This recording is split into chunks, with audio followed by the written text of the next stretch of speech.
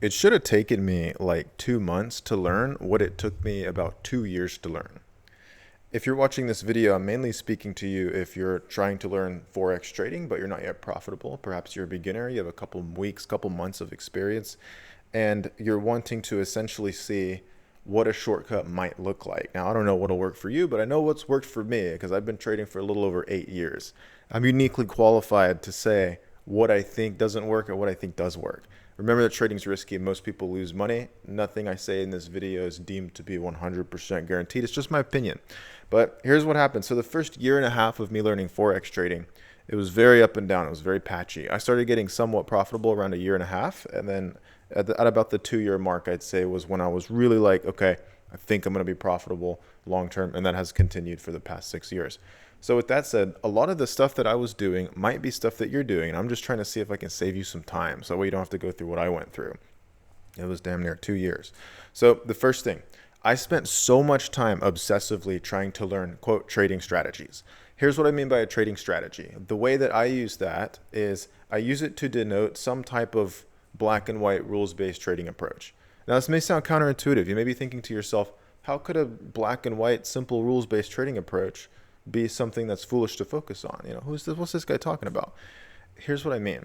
Whenever you interpret a system that is a black and white trading approach, there is multiple layers of discretion and nuance and subjectivity involved. So for instance, if I just tell you, buy at support and sell at resistance on the 4 hour chart with like a 1-to-1, 1-to-2 risk reward ratio, whatever, just a couple simple rules. It sounds so simple in theory, and believe me, I fell victim to this. You may still be convinced right now, before I get to the end of this video, that this is the case. That like, oh yeah, sure, it's a rules-based system, like what could go wrong? The thing is when you actually go to try to duplicate or emulate that or put it into practice and execute it, what tends to happen is you're like, okay, I'm on the 4 hour, but which zone do I use? There's like 3 right here near price. So then you start saying, you know what, I'm going to wait for the first one, and then if it gets to the second one, then I'll just put my stop loss above that. But then it breaks the current resistance zone you sell at. So then you're like, should I close it here early, or should I wait, or should I add to it, or what should I do? Then you end up getting down, a couple steps into the duration of the trade whenever you're managing it, or you just let it hit stop loss or take profit. And you realize very quickly, either consciously or subconsciously, that there is quite a bit of subjectivity involved. Like, it is truly just a matter of, it is your opinion. Like, you're buying where you think you should buy and selling where you think you should sell. And if I look at a 4 hour chart, I could tell you, no, Ramiro, that's not what you should do. Instead, you should be waiting for that zone because that zone's more clear. You might look at that and say, what are you talking about? How is that zone more clear? And the reason will be is because you don't have the experience necessary to justify and assert the use of discretion and intuition in your trading approach. I fell victim to this for so long because I was utterly convinced if you just, 50 moving average, and the 50 moving average crosses the 10 moving average, and then that means it's going to go down and wait for a bearish engulfing candle, enter with a 1-to-2 risk reward ratio.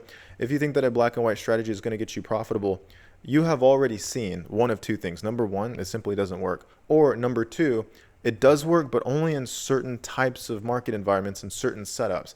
And you will find yourself seeing literal perfect signals that align with your trading, quote, strategy, with your black and white rules, but you don't take those trades. And then you will find, okay, you skip that one, but then you have another setup. Same rules apply, right? Literally the same exact setup. But for some reason, you feel as though that makes more sense, right?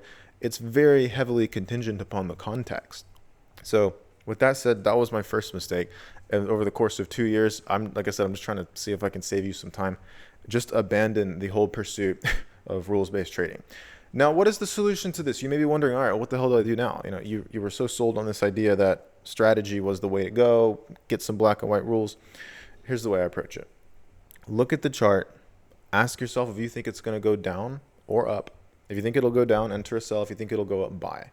Do this on a demo account just to start, and then use the smallest position size available, like a 0.01 lot size. You're not trying to make money. You're not even trying to be right or wrong. All you're trying to do is just collect experience and collect it in a very simple way.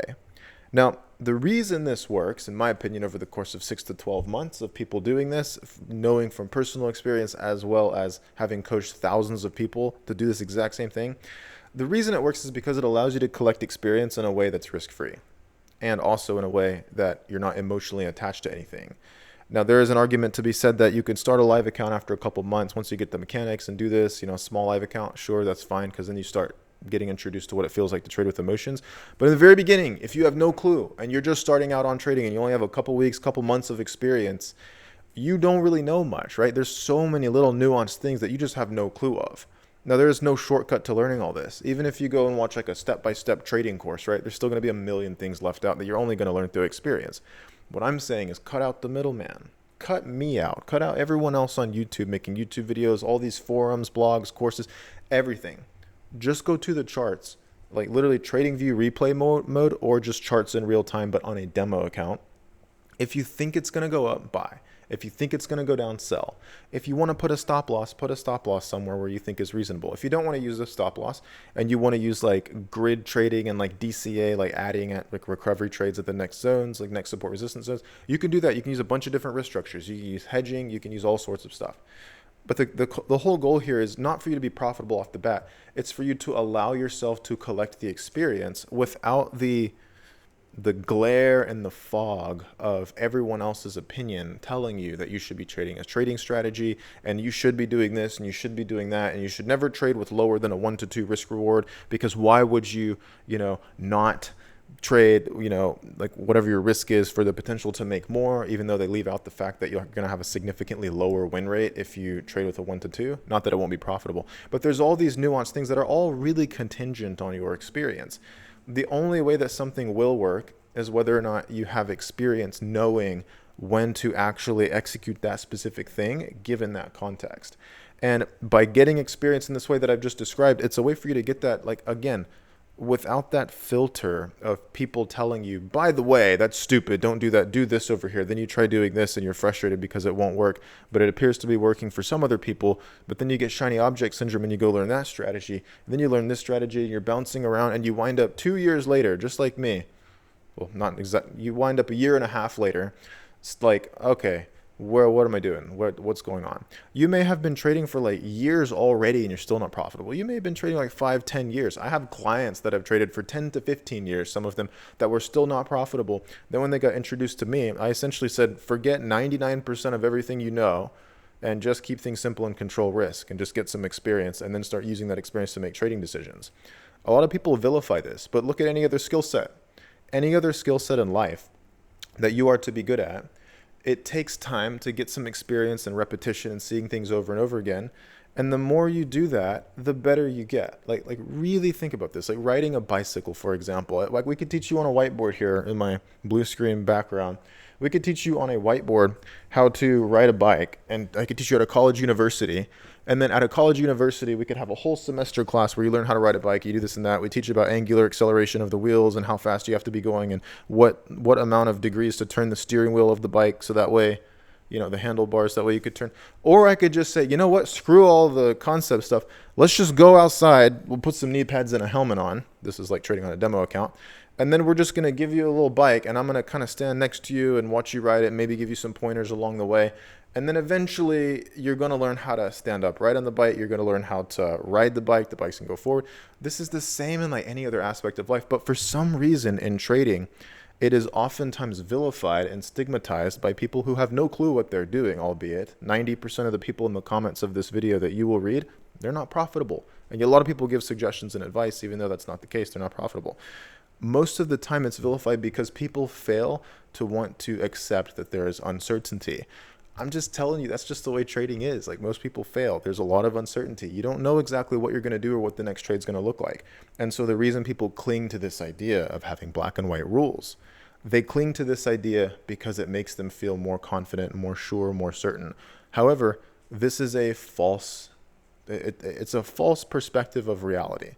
It is quite literally like self-delusion and cognitive dissonance, because people claim on one hand I have a strategy, but then on the other hand, they will break that strategy and break those rules and amend it and skip certain setups and this and that. And they will use their discretion and intuition, but then they'll still claim, no, I'm following my strategy. However, if you have the black and white rules clearly defined, you could just program that into an algorithm, into an EA, so expert advisor algorithm, and you could make that an automated trading approach. But guess what? Me personally, I've never seen that work. And if you have, put a link to it below where it's black and white rules. And I'm not talking about anything like a grid trading approach, because those actually work pretty well under the right risk settings. But I'm talking like when the 50 EMA cross and the 15 EMA cross, buy on a bearish engulfing candle with a 1-to-3 risk reward ratio. Like I'm talking about something like that, something like a lot of gurus would teach online. That stuff just, I've never seen it work. And when I say never, that means not one time have I ever seen that work. However, if a strategy works, you'd be able to automate it. And since you can't, you have to accept there's an element of discretion and nuance involved. And since the subjectivity is going to be involved anyway, I'm just saying, skip the strategy and just start right from where you're going to have to go to anyway. Because that subjectivity and intuition, it doesn't stifle you as much, and it also allows you to be more creative in the way that you go and find trades. Now, I'm going to wrap up that section about me saying I thought a rules-based strategy would work. I found it didn't, and then I've given you a solution on how to do it.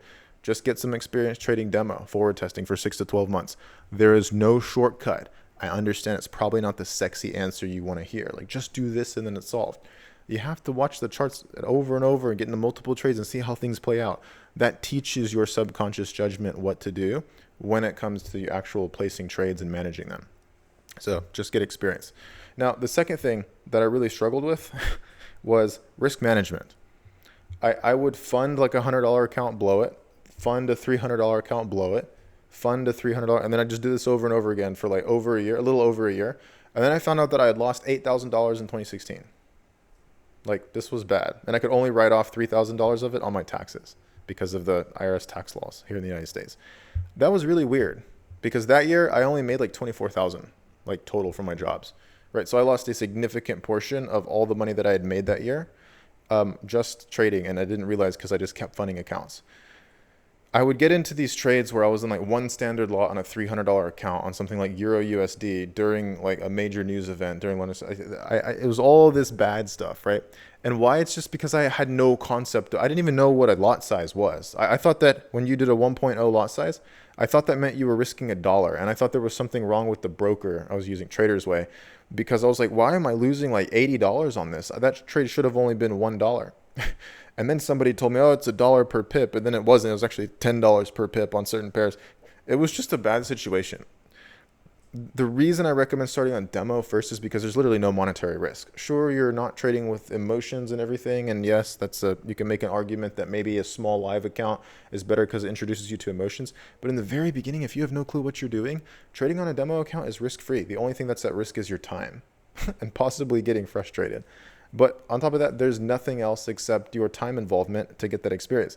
If you start seeing you're about break even in a demo account and perhaps even a little bit of profitability over the course of a couple months, then perhaps maybe it might be a good idea for you to consider starting a small live account and then trade small position sizes on that, which leads me into the next portion of this, is saying, whenever I actually did get profitable in demo, like I stopped everything I was doing a little over a year into my trading journey. I went to demo. I used small position sizes. I waited for setups to set up in the way that I thought they would like work out. I would enter trades. I had a way of like dynamically adding into them. Then when they would pull back, I would get out in a profit or break even or something like that. And then I did this, and then I was profitable over the course of a few months. So by the summer of 2017, I was like more or less profitable, and it had been roughly like almost a year and a half into my trading journey. But I wasn't making much, right? I was making a couple $100 a week. Sometimes on a crazy week, I'd make like $1,000 or $1,000 over the course of 2 weeks. But then by the end of the year, 2017, I was doing like really good. So I was making like anywhere from $1,000 a week to sometimes I'd break even, sometimes I'd make more, but I was doing really good. And that continued into 2018 all the way up until now. So with that being said, the main thing was me, I had like a portion of capital that I saved up, but I would only put a small deposit into account. And then for that account, I would then risk like a dedicated portion of that account, which it's higher percentage wise, but it's not relative to total trading capital. It's like me, for example, right now, like when I fund accounts anywhere from 100K to 300K, and I'm only risking like anywhere from 10 to 25K per trade right now. And I was risking like 50K per trade, which is still fine for me.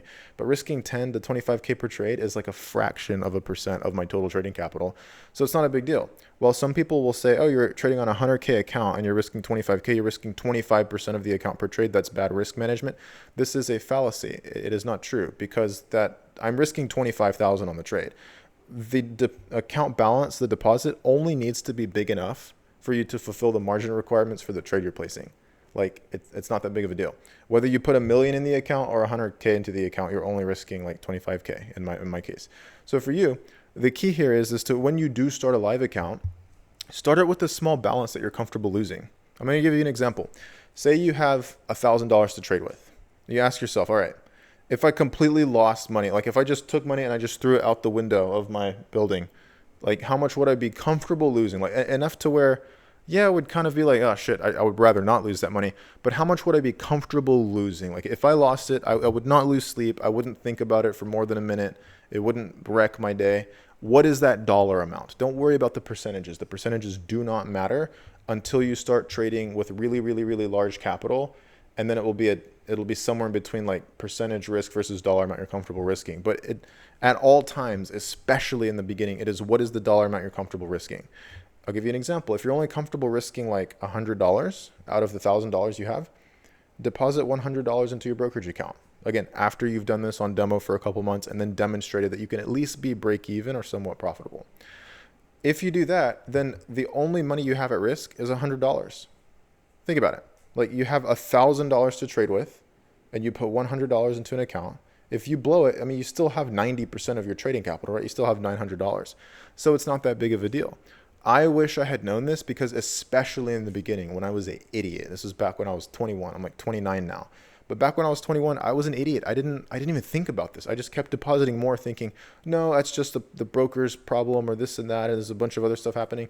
I had literally no mental grasp. I was such an idiot. I had no mental grasp on the fact that what really mattered was portioning risk, because a lot of the setups that I would trade, they would end up coming back. They would end up working out, but I just sized so heavily that it would take me out like so quickly relative to like letting the outcome play out. Had instead of me using 1.0 lots and 0.5 lots on those tiny accounts of like $300 to $500, had I just used like a 0.1 lot or like a 0.05 lot or even smaller, I would have blown much fewer accounts than I did. I probably still would have lost money that first year just because, like I said, I should have been trading demo to begin with. And that's why I'm saying you should trade demo. However, I wouldn't have lost as much. I might have lost anywhere from a couple $100 to maybe $1,000 or $2,000 instead of like 4 or 5 times that much, which I lost a little over 8,000. So with that said, just use a small deposit that you're comfortable losing. And then if you lose that deposit, you still have most of your trading capital that you can just fund a new account. You know, you can look at that account, you can see what lessons can be taken from you losing that account. Did you size too heavily on a trade? Did the outcome end up playing out a couple of days or like a week or two after you were taken out of the trade, either at a margin call or at a stop loss or whatever? Whatever the case may be, your only risk is that small deposit. And this is why I'm saying like it's generally just not a good idea to deposit any more into account than you're comfortable losing with. Then effectively your account functions as the stop loss. And then if you want, you can still use a stop loss for each individual trade. Or you can just let stats play out. You can add to trades if they go into drawdown, and then you can use a whole risk structure that way, which is like a recovery trading system to essentially give yourself multiple chances to be wrong before it finally bounces at a zone. Then you end up being right. You will blow the account eventually doing that, but if you can double the account more than half the time doing that, then you have a profitable trading approach. Like if you start 4 accounts, each of them $100, you double 3 of them, then you've made $300. Then you blow the fourth $100 account, you've made $300 minus $100. That's a $200 profit. That's if you can only grow the account 3 times out of 4, and then every now and then you blow an account. It's not a big deal. So with that said, risk management is a huge thing. So first, we've covered the fact that rules-based trading systems, in my approach, it is a fallacy that they work. They just, in my opinion, they don't work, and it's better to just get experience. The second thing is risk management. Don't deposit any more than you can afford to lose, and also trade on a demo account. Trade on a demo account, please. The third and final thing that we're going to get into here comes to where you're at mentally. So the thing is with trading, you have to approach it with a couple expectations. Now, the first expectation you should have is that you're probably going to fail. You'll probably never make money trading. This is a freeing expectation. Some may call it a little bit depressing, but it is freeing because it reminds you of the fact that these are the statistics. This is the reality. We have terms like self-deception and self-delusion whenever people say, no, I'm different. I'm going to make it work. I'm going to believe in myself and this and that. If you just say, okay, sure, maybe it might work for me, but the reality is most people fail at trading. Like they try it for a little bit, they quit, they fail, they lose a little bit of money and they just stop. If you just accept that that is likely going to be the case with you, what this does is whether you get profitable or not, it takes off a huge load off your shoulders. I see so many people where they could probably be good traders, right? But what keeps them stifled for so long is the fact that they had this expectation about what trading should be, what it ought to be, what it could be. And then they cling to that, even though in reality that emotional attachment to the outcome causes them to just make really stupid decisions. Like they end up really thinking a trade is going to work out. So I see them like go in really heavy on a trade. They risk a lot of money on it. They're really hoping it works out. And then they maybe right a couple times, then on the one trade that doesn't work out, they blow their account, and that's all their money that they have to trade in that one account, and they blow it. And they're doing this to try to like make a full-time income, to try to quit their job and all this stuff. And like, look guys, I get it. Like I worked jobs up until 2019. After I had been profitable for like 2.5 years, I worked until the end of 2019. It was like a part-time job, 20 hours a week at my local church. But outside of that, like kept my bills really small. I was in no rush to leave my jobs. I went from working 85 hours a week to 80 hours a week to 60 hours a week to 40, and then to about like 20 to 25 hours a week, up until I stopped having time for my job, which paid like 17 an hour, but I was making like 100K a month from like trading and from my business. And so I was like, okay, I don't have time to do this anymore. So then I left my job. I didn't leave my job until I was making significantly, ridiculously, an order of magnitude more than what my job was paying me. And if you have this expectation that like you need trading to work out, you need it, this just causes you to make really stupid decisions most of the time. So the better way, in my opinion, to do this is just to abandon all expectations from the very beginning. If you do that, it takes off a huge mental load of pressure off your head. And then you can start being more clear about your trading decisions. You can start taking a big deep breath. You don't have all these high standards and expectations about what it should be. Like I have to make this much money and I need to get profitable by this summer so I can quit my job and make all this money and go on these vacations and buy these cars and shit. It's just stupid. And it usually doesn't work. Like a lot of people that have those kind of expectations, like I just don't see them get profitable. The ones that I see get profitable approach trading very methodically. Like they just say, okay, I recognize it's going to take time. I recognize I'm probably not going to make $1 million this year, or even 100K this year, or even 10K this year. I'm just going to learn trading and get some experience and see stuff happening and go for 6 months to a year minimum of just getting experience with no expectations. And then you're able to start kind of creatively carving out your path like a little scalpel. It's not one of these things where it's just going to happen like that. Like it has almost never been the case, almost never, because there are anomalies, but almost never been the case that I've seen someone come into trading and get profitable in like a month or two and then stay profitable long term. There's just so much that you don't know, especially if you're watching this video and you've been trading for a couple weeks to a couple months. There's so much stuff that you don't know. There's so many things that you are only going to learn through experience. So it's best to get that experience in a very controlled methodological way where you're just getting experience watching what happens over and over again on the chart. Your psychology and your high expectations murder your pursuit of progress. It stifles you every step along the way. If you have those high expectations, you're gonna be thinking every day like, this is my 4th month doing this and I'm not making any progress and I've just lost money in a demo account. I don't know what I'm gonna do. And what if this doesn't work? This imposter syndrome comes across you. All this just comes from expectations. Like if you truly, and I mean really, look yourself in the mirror and say, I'm just going to abandon all my expectations of trading today, and I'm just going to go about trading. I'm going to have fun with it. I'm going to learn each and every day. I'm going to enter trades I think might work out and then manage them however I think I should and watch what happens. And I'm going to use small sizing if I'm on a live account, or if you're brand new, again, use the demo account with small sizing. And then you're just going to watch what happens. You're just going to kind of learn and enjoy the process. If you do it that way, it is so much more fun. And on top of it being more fun, I've just seen it makes people so much more progress as compared to the alternative, which is like high expectations. This has to work. I'm going to risk a lot of money per trade, even though I have no idea what I'm doing. That just usually doesn't yield a bunch of progress. So with that being said, these 3 things were probably the biggest among a few other. These things were probably the most important things that I had that were really, in my opinion, bad and wrong to have in the first year and a half of me learning trading. And again, you want to make sure that whenever you're starting off trading, that you remember that it's risky and most people lose money. So I hope these 3 things have helped you. If you enjoyed this video, you can do whatever you want below here in the video if you want. I also have a free Telegram channel where I share my trades and analysis. I've been sharing it for 6 years since I got profitable. I started a couple months after I got profitable. And yeah, so I've been sharing all my analysis and stuff in there and a lot of other funny stuff in the Telegram channel. It's the first link in the description. I'll probably put it in the pinned comment as well. Thank you guys for watching, and I'll see you in the next one. Cheers.